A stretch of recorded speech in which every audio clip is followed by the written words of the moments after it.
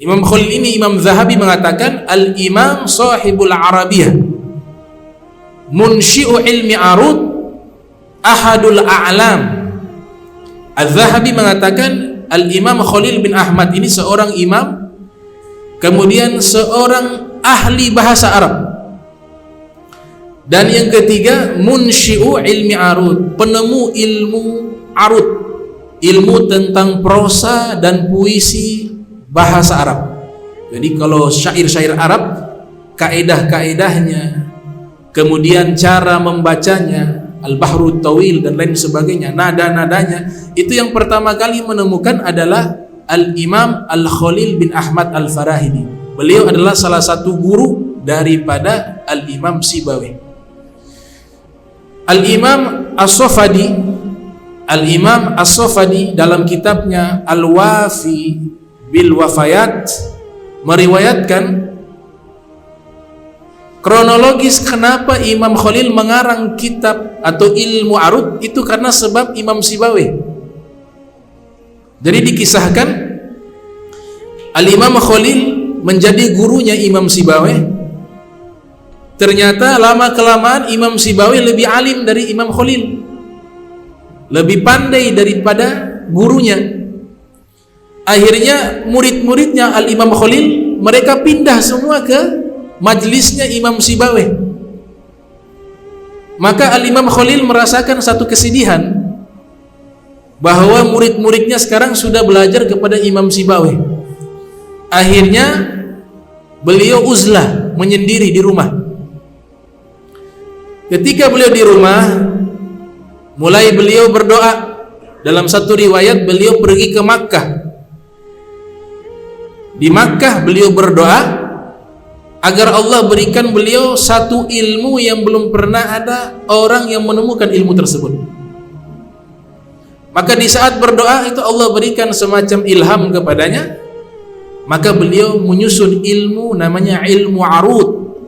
Sampai sekarang dipakai ilmu tentang prosa dan puisi sastra Arab. Kemudian mulailah beliau sudah mendapatkan inspirasi untuk menyusun ilmu tersebut. Beliau membuat nada-nada di dalam membaca syair Arab. Diambillah satu wadah, kemudian diisikan air, dan wadah itu dipukul. Maka di situ ada irama. Di saat irama daripada wadah yang ia pukul, dia masukkan dengan bacaan sastra berupa syair-syair Arab, sehingga menjadi satu nada-nada. Dipukul lagi. Kawannya silaturahmi ke rumah beliau.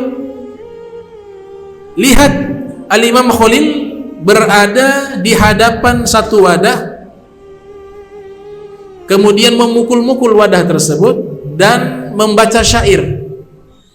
Dari kejauhan kawannya berpikir, wah, Imam Khalil sudah gila, mungkin terlalu banyak belajar sampai stres.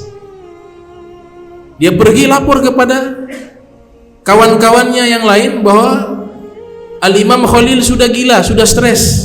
Kenapa? Itu dia bicara sendiri sambil memukul wadah yang berisikan air. Maka mereka berbondong-bondong datang ke rumahnya Al-Imam Khalil Ibn Ahmad Al-Farahidi. Sampai di rumahnya Imam Khalil, Imam Khalil heran, kenapa nih orang banyak datang ke rumah saya? Kemudian mereka mengatakan, wahai Imam Khalil, engkau sakit apa? Biarkan kami mengobati sakitmu. Dia katakan, saya sehat. Ini mengatakan engkau sudah stres, sudah gila. Engkau berbicara sendiri sambil memukul-mukul wadah yang berisikan air. Maka Imam Khalil mengatakan, ini saya memukul-mukul ini adalah untuk mencari nada yang saya masukkan dengan syair-syair Arab. Maka di saat itu mereka semua tersadar, oh ternyata Al-Imam Khalil bukan gila, tapi sedang menyusun satu ilmu baru, namanya ilmu arud. Nah, itu sejarahnya termaktub dalam kitab Al-Wafi bil Wafayat, karya Al-Imam As-Safadi, murid dari Al-Imam Az-Zahabi. Al-Imam Khalil bin Ahmad ini banyak berbeda pendapat dengan Imam Sibawayh.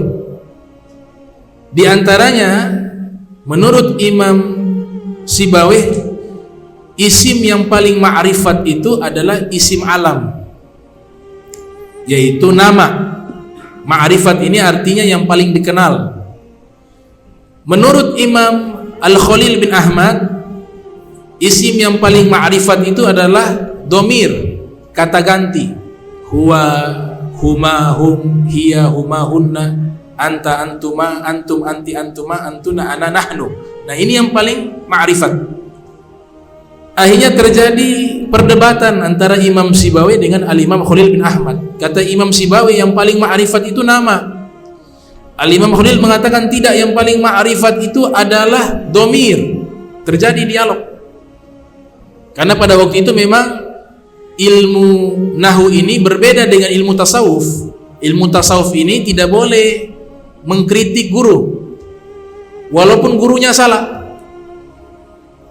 Karena kaedahnya salah dalam tanda kutip ilmu ya, yang masih bisa ditolerir. Kalau kesalahan yang fatal mungkin bisa kasih tahu, tapi tidak di depan umum. Nah, tapi kalau ilmu bahasa Arab dibuat ruang khusus, kesempatan khusus untuk murid mengkritik. Makanya Imam Sibawayh mengkritik Imam Khalil bin Ahmad ketika mengatakan bahwa isim yang paling ma'rifat, paling dikenal adalah isim domir. Imam Sibawayh mengatakan tidak, isim alam, nama itu paling ma'rifat. Lawan dari ma'rifat nakiro. Arti nakiro adalah masih muncul pertanyaan jika diucapkan kata tersebut. Karena Imam Khalil bersikeras tidak, domir itu yang paling ma'rifat, Imam Sibawayh mengalah. Baik. Tiba waktu malam, Imam Sibawayh datang bertamu ke rumah Imam Khalil tengah malam. Imam Khalil sedang istirahat tidur. Datang, mengetok pintu, assalamualaikum. Imam Khalil terbangun. Waalaikumsalam. Man? Bertanya Imam Khalil, siapa di luar? Imam Sibawayh menjawab, ana, saya. Man? Siapa di luar? Ana, saya. Diulang-ulang lagi, siapa di luar? Ana, saya. Ana kan domir, kata ganti. Ya, saya itu siapa? Sebutkan nama. Katakan saya Amrun bin Utsman. Oh, silakan masuk. Kenapa tidak sebutkan nama? Karena tadi sebutkan anak-anak, saya tidak kenal. Siapa itu anak-anak? Kata Imam Sibawayh, wahai guru, berarti benar yang saya nyatakan tadi, bahwa nama itu lebih dikenal daripada kata ganti. Karena ketika saya mengatakan anak-anak, engkau masih bertanya siapa itu. Tapi ketika saya menyebutkan nama, maka engkau langsung mengenal saya. Maka dari situ Imam Al-Khalil bin Ahmad mengetahui begitu cerdasnya Imam Sibawayh. Akhirnya menarik kesimpulan atau pendapat beliau yang mengatakan isim yang paling ma'rifat adalah domir. Mengikuti pendapat Imam Sibawayh, yang paling ma'rifat adalah nama. Nah, Al-Imam Khalil bin Ahmad Al-Farahidi, beliau ini juga orang pertama yang membuat kamus. Kita kenal sekarang ada kamus bahasa Indonesia, kamus bahasa Arab, kamus bahasa Inggris. Itu orang pertama yang membuat kamus itu adalah beliau, Al-Khalil bin Ahmad Al-Farahidi. Kitab kamus bahasa Arab pertama, para ulama berspekulasi bahwa bahkan bukan kamus bahasa Arab pertama, kamus pertama yang disusun pertama kali itu kitab beliau. Judulnya Al-Ainu, nama kitabnya, 8 jilid. Itu adalah kamus bahasa Arab pertama dan juga kamus pertama yang dikodifikasi sebelum ada kamus-kamus lainnya. Makanya kamus bahasa Inggris, kamus bahasa Prancis dan lain sebagainya itu terinspirasi daripada kitab Al-Ain, kitab kamus pertama di dalam bahasa Arab, karya Al-Imam Khalil bin Ahmad Al-Farahidi. Dan beliau ini sudah ribuan tahun yang lalu, lahir tahun 100 Hijriah, meninggal 170 Hijriah. Di dalam kitab Khazinatul Asrar, juga disebutkan Al-Imam Al-Khalil juga ini adalah orang yang membuat harokat dhamma, fathah, kasro, sukun. Itu beliau adalah orang pertama yang menyusun. Walaupun di masa Imam Ali bin Abi Thalib sudah ada isyarat untuk menulis dhamma, fathah, sukun. Karena menyusun ilmu nahu, beliau sudah sebutkan tanda-tandanya: rofa, nasab, khafad, jazm. Itu artinya dhamma, fathah, kasro, sukun. Namun yang menyusun secara sistematis itu adalah Al-Imam Khalil bin Ahmad Al-Farahidi. Jadi beliau yang menyusun harokat secara sistematis, terutama di dalam Al-Quran. Al-Quran itu ditulis harokatnya oleh beliau, Al-Imam Khalil bin Ahmad Al-Farahidi. Jadi beliau termasuk ulama yang merintis banyak ilmu arud, kemudian membuat kamus pertama kali, dan juga beliau membuat harokat pertama kali, Al-Imam Khalil bin Ahmad Al-Farahidi. Nah, Al-Imam Ali bin Abi Thalib, beliau punya ilmu itu dari sisi qiraah, karena para pakar nahu itu mereka pasti ahli dalam bidang qiraah. Hampir mayoritas mereka pakar nahu, mereka ahli qiraah sab'ah dan seterusnya, mereka ahli. Dan memang sanad ilmunya ini kembali kepada Al-Imam Ali bin Abi Thalib, karena ilmu tajwid, ilmu qiraah, ilmu nahu kan sumbernya dari Imam Ali. Imam Ali yang memperkenalkan, mereka yang menyusun. Rumusan-rumusannya sudah dibuat oleh Imam Ali, para ulama setelahnya mereka yang menyusun rumusan yang sudah dibuat oleh Imam Ali bin Abi Thalib. Di dalam kitab At-Tamhid fi Ilmi Tajwid karya Al-Imam Al-Jazari, Al-Imam Al-Jazari ini menyebutkan riwayat ada orang bertanya kepada Imam Ali tafsiran ayat warattilil Qur'ana tartila, bacalah Al-Quran dengan tartil. Imam Ali menjawab, makna tafsiran ayat tersebut adalah tajwidul huruf wa ma'rifatu wukuf. Tajwid, Imam Ali menyebutkan tajwidul huruf, memperindah huruf-huruf bacaan Al-Quran dan mengetahui letak berhentinya membaca Al-Quran.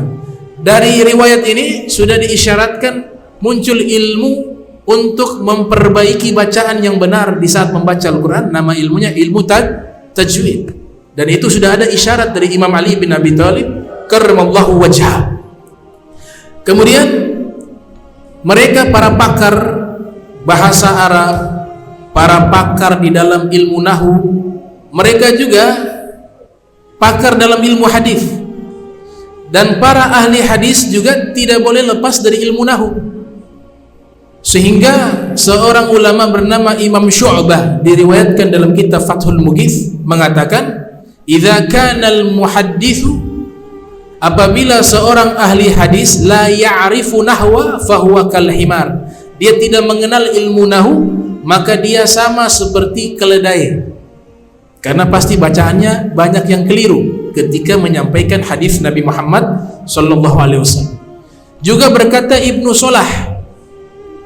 Solah mengatakan, yang bagi lil muhadditsi an la yarwiya hadithahu bi qira'ati lahn, tidak patut bagi seorang ahli hadis yang meriwayatkan hadis Nabi dia membacanya dengan salah baca. Lahan itu artinya salah di dalam membaca.